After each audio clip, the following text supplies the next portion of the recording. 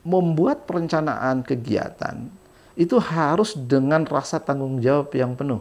Kalau diundang orang jam 8, ya jam 8 harus dimulai. Ada tidak ada orang, ya enggak usah peduli, mulai saja. Iya. Karena dari situlah kita membangun kedisiplinan itu.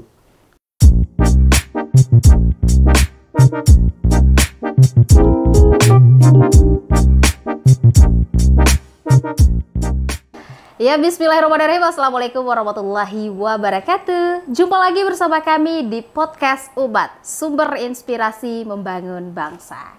Kali ini kita kedatangan Wakil Rektor di bidang kemahasiswaan atau Wakil Rektor 3, Bapak Dr. Erwin MPD. Sehat Bapak? Alhamdulillah sehat. Alhamdulillah. Sekarang sedang sibuk apa ini Pak? Ya banyaklah kesibukannya. Selain mengajar, ya memang kita menggawangi bidang kemahasiswaan yang mengurusi hal-hal yang berkenaan dengan kebutuhan mahasiswa. Ya. Ini Pak, kali ini kita akan membahas tentang organisasi atau fokus akademik nih bagi mahasiswa untuk kedepannya. Baik penonton, yang selanjutnya bisa kita langsung eksekusi ya untuk mempersingkat waktu.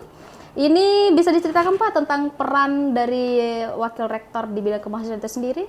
Iya, Wakil Rektor yang membidangi kemahasiswaan dan alumni. Jadi ada satu kata yang ketinggalan di situ ya. Oh iya Pak. Jadi membidangi kemahasiswaan dan alumni itu mengurusi tentang banyak hal. Paling tidak ada 3 hal yang kita urusi karena ada 3 bidang di situ. Yang pertama itu adalah pengembangan minat dan bakat mahasiswa. Jadi semua mahasiswa yang memiliki minat dan bakat itu sebisa mungkin kita dorong agar mereka punya motivasi untuk mengembangkan minat dan bakat tersebut. Yang kedua, kita punya kabak pembinaan prestasi mahasiswa. Jadi itu juga mengurusi tentang penalaran dan kreativitas. Jadi kita yakin dan percaya bahwa mahasiswa kita juga memiliki skill di bidang itu. Hanya tinggal kita up saja agar motivasinya mereka juga mengalami peningkatan. Betul. Di samping itu juga kita mengurusi soal pengembangan inkubasi bisnis. Ya, upaya untuk membentuk generasi entrepreneur muda. Ya, itu yang sedang kita fokuskan sekarang. Berarti tidak hanya fokus kayak kemahasiswaan saja Pak ya, tapi ada bisnis di dalamnya juga. Oh iya. Iya. Okay. Ini Pak, apa sih pandangan Bapak tentang keseimbangan antara kegiatan akademik dan organisasi bagi mahasiswa itu sendiri? Bagaimana sih itu Pak? Iya, bagi mahasiswa 2 hal itu memang sama-sama pentingnya. Tidak boleh kita buat dikotomi antara kedua hal itu.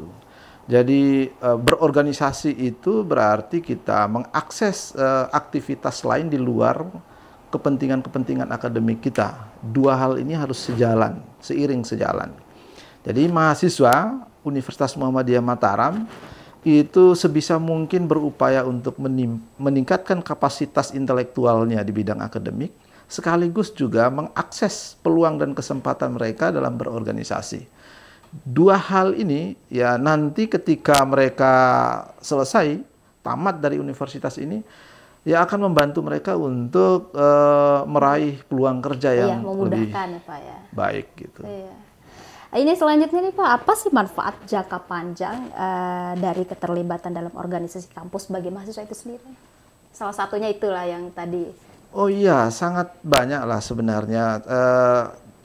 Jadi ada banyak hal yang sebenarnya tidak diraih di dalam bangku kuliah, itu bisa kita raih dan kita capai dalam dunia organisasi. Termasuk membangun mental gitu ya, lalu kemudian mengasah kemampuan manajerial sebagai seorang pemimpin, calon pemimpin masa depan. Bukankah kita punya pandangan bahwa generasi muda masa kini itu adalah calon pemimpin masa yang akan datang? Betul. Oleh karena itu, ya kapan lagi mereka punya kesempatan untuk mengasah kualitas manajerial mereka? Ya sekarang saat mereka menempuh kuliah dan berkesempatan untuk berorganisasi sebaik mungkin. Betul sekali Pak, kayak contohnya mereka menjadi ketua umum, jadi bendahara, wakil ketuanya itu tidak kita dapat di bangku perkuliahan, melainkan di organisasi ya Pak. Oke. Ini selanjutnya akademik tetap menjadi prioritas di kampus. Apa sih tantangan utama bagi mahasiswa yang aktif di organisasi untuk tetap berprestasi di akademisnya gitu? Iya, kami di kemahasiswaan sedang mengembangkan tagline yang memang harus menjadi ciri bagi mahasiswa Universitas Muhammadiyah Mataram. Apa itu? Jadi mahasiswa Universitas Muhammadiyah Mataram itu harus menjadi generasi yang produktif pertama. Jadi dia harus mengakses aktivitas sebanyak-banyaknya. Apakah produktivitas itu yang penting banyak aktivitas? Tidak. Yang kedua, mereka harus memiliki ide-ide kreatif.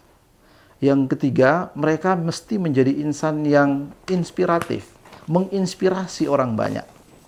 Yang keempat, nanti mereka mesti menjadi generasi-generasi yang mencetak prestasi untuk masa depan yang lebih baik. Jadi hal-hal ini yang harus dimiliki oleh mahasiswa di Universitas Muhammadiyah Mataram itu.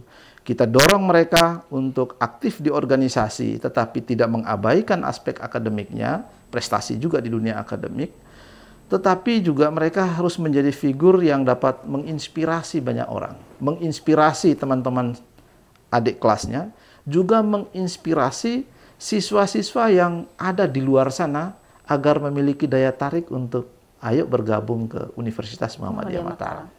Begitu. Ini Pak, kalau berbicara tentang organisasi kan otomatis mereka membagi waktu ya antara organisasi dengan dunia perkuliahan. Ini bagaimana sih menurut Bapak mahasiswa bisa membangun keterampilan manajemen waktu agar akademik dan organisasi bisa berjalan seimbang nih? Tidak ada yang hilang satu. Itu saya kira adalah tantangan pokok ya, yang hari-hari ini menjadi perbincangan kita gitu ya. Jadi problem kita itu bukan karena tidak bisa, tapi kadangkala kita kandas karena tidak mau berubah pada paradigma kehidupan yang mengabaikan satu sisi lalu mengedepankan sisi yang lain. Padahal kalau kita pandai memanage waktu, saya kira tidak ada yang harus dikorbankan oleh mahasiswa terutama. Jadi misalnya kita mulai dari disiplin waktu aja. Membuat perencanaan kegiatan itu harus dengan rasa tanggung jawab yang penuh. Kalau diundang orang jam 8 ya jam 8 harus dimulai. Ada tidak ada orang ya enggak usah peduli, mulai saja. Iya. Karena dari situlah kita membangun kedisiplinan itu.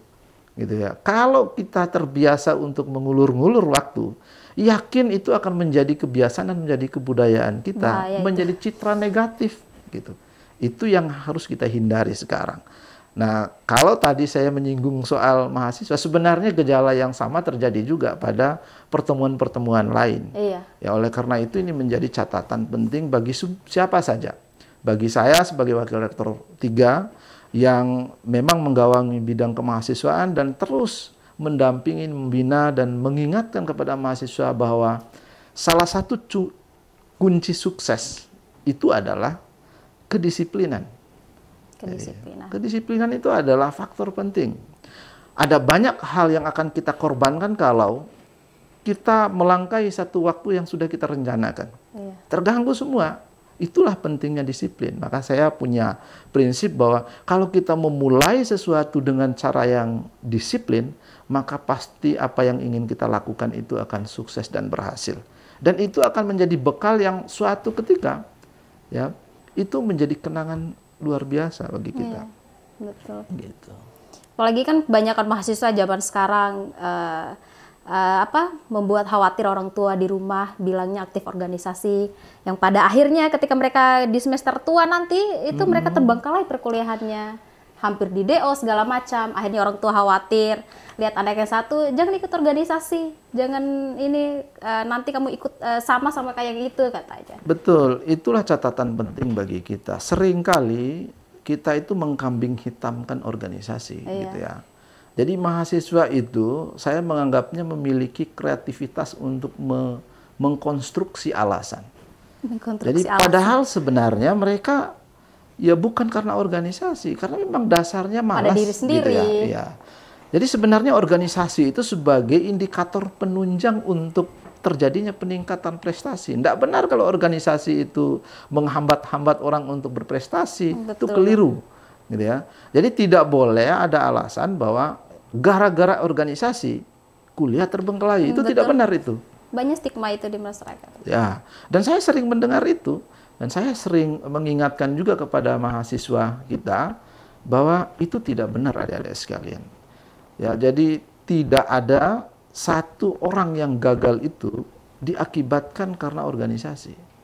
Ya, problemnya yang sering kali terjadi itu kita sering kali gagal karena kita tidak mau merubah diri kita untuk menjadi orang yang berperilaku disiplin dan bertanggung jawab.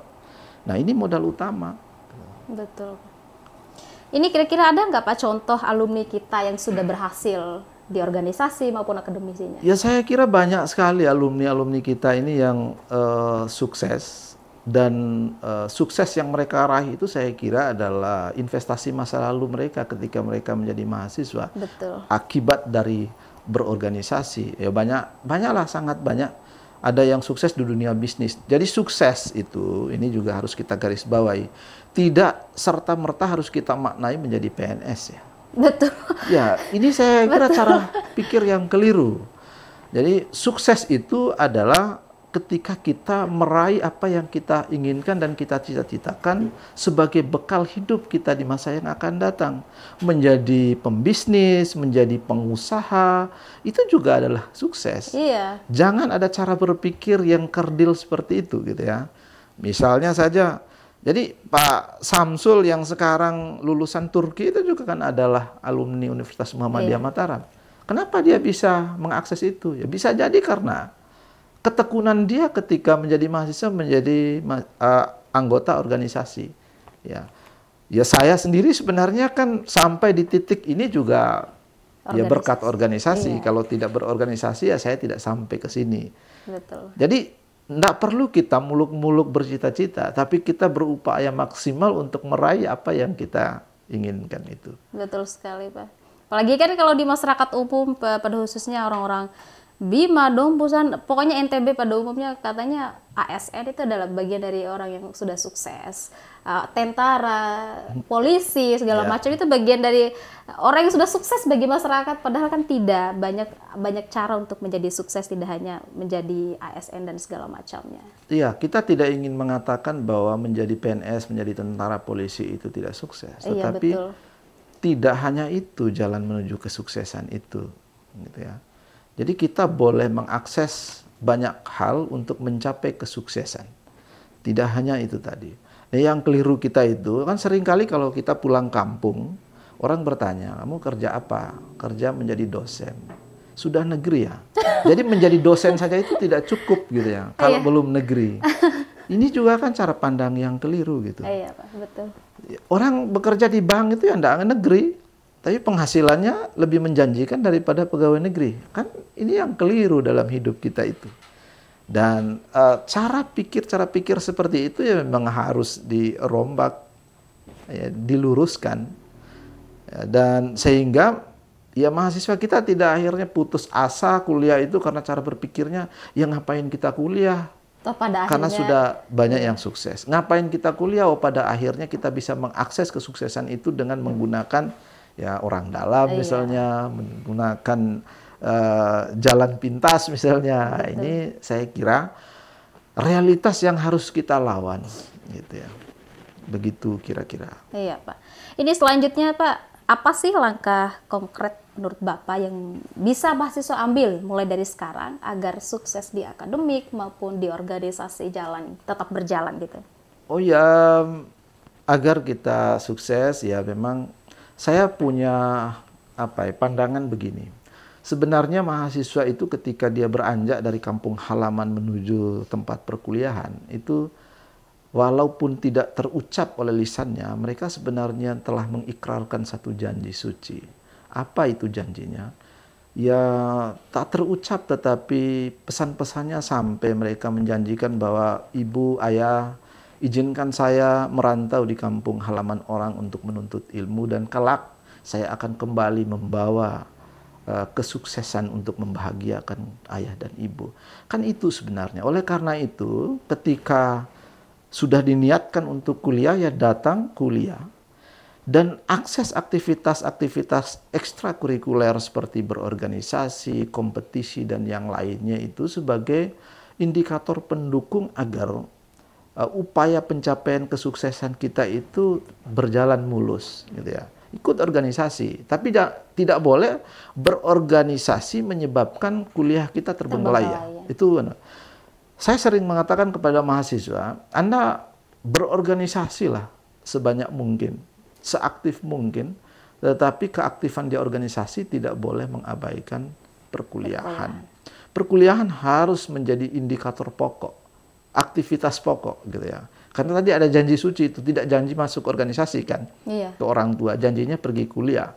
Betul. Nah, kesungguhan itulah yang bisa mengantarkan Anda kepada pintu kesuksesan, dan dengan berorganisasi sebenarnya adalah upaya yang bisa kita lakukan untuk meminimalisir terjebaknya kita pada cara berpikir yang sempit. Gitu ya. Jadi orang yang berorganisasi dengan tidak berorganisasi itu memiliki cara pandang yang berbeda. Kalau hanya sekedar kuliah itu mikirnya ya suksesnya saya selesai tamat, mau menjadi PNS gitu ya. Tapi kalau orang berorganisasi enggak.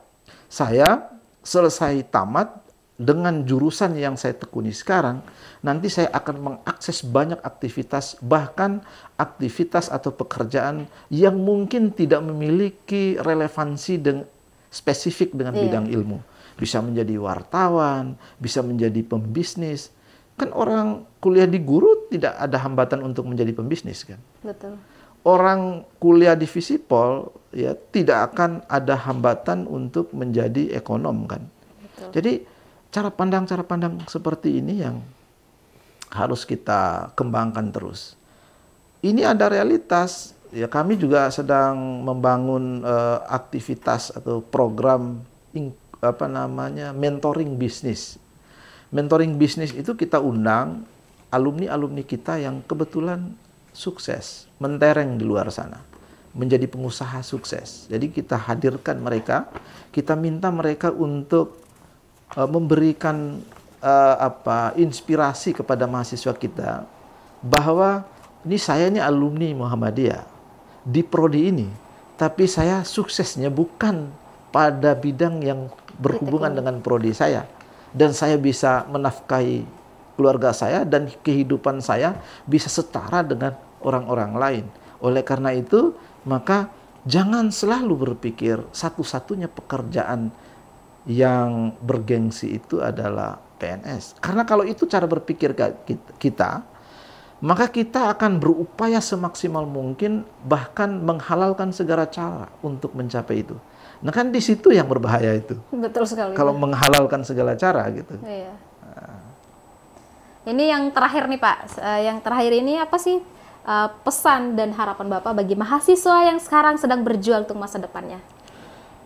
Ya, sebagai Wakil Rektor Bidang Kemahasiswaan, saya ingin mengajak kepada adik-adik mahasiswa, khususnya mahasiswa di Universitas Muhammadiyah Mataram, agar senantiasa semangat untuk menekuni dunia akademik, kuliah secara sungguh-sungguh, ingat janjinya pada orang tua, gitu ya. Terus di samping berkuliah, itu silakan bergabung pada organisasi-organisasi yang ada di sekitar kita untuk mengembangkan skill yang kita miliki. Ya, pelajari saya ini hobinya di bidang apa, ya bergabung di situ, tapi tidak hanya menjadi penggembira saja. Iya. Ya, mesti memotivasi diri agar skill yang dimiliki itu dapat dikembangkan, dan dengan modal skill yang dimiliki itu dapat mengikuti kompetisi-kompetisi. Dan kompetisi yang diikuti itu tidak hanya berimplikasi kepada nama baik diri, tapi juga membanggakan orang tua dan juga membantu institusi ini agar mengalami peningkatan prestasi mahasiswanya. Di samping itu sebenarnya juga membantu Anda untuk memperoleh biaya finansial, karena kami di bidang kemahasiswaan juga menyiapkan ya klaim prestasi. Kalau ada prestasi yang diraih, dapat juara 1, 2, dan 3 di tingkat provinsi, nasional, dan internasional, ya adik-adik mahasiswa bisa datang ke sana bawa bukti prestasinya, maka kita tukarkan sertifikatnya itu dengan uang. Ya, kurang apa lagi gitu ya. Betul. Ini kan mestinya menjadi motivasi. Iya. Begitu. Betul sekali Pak Erwin. Ini ya didengar baik-baik pesan dari Pak Dr. Erwin DPD selaku Wakil Rektor 3 bagi mahasiswa pada umumnya dan terkhusus bagi mahasiswa umat, silahkan aktif organisasi tapi jangan lupakan perkuliahan, terutama untuk meraih prestasi di akademik, karena itu akan membantu kita untuk melangkahkan kaki ke dunia selanjutnya, yaitu dunia setelah perkuliahan. Baik Kalau- Pak, terima kasih untuk waktunya. Ada pesan Pak? Kalau ada ya, kalau boleh saya ingin menambahkan. Oh, oke, Pak, silakan. Jadi tidak lama lagi ini kan mahasiswa akan dihadapkan pada sejumlah kompetisi yang diselenggarakan oleh kementerian. Kan, ya. Itu ada program kreativitas mahasiswa, PKM, itu juga ya, selain punya pengalaman di situ, kalau lolos kan dapat pendanaan sampai 10 juta itu. Oh, Masya Allah, 10 Terus juta. ada PPK Ormawa gitu ya, bagi teman-teman adik-adik yang ada di organisasi kemahasiswaan, baik di HMPS maupun di UKM, ya silakan disiapkan dirinya untuk mengikuti PPK Ormawa. Ini hibah kementerian yang angkanya fantastis.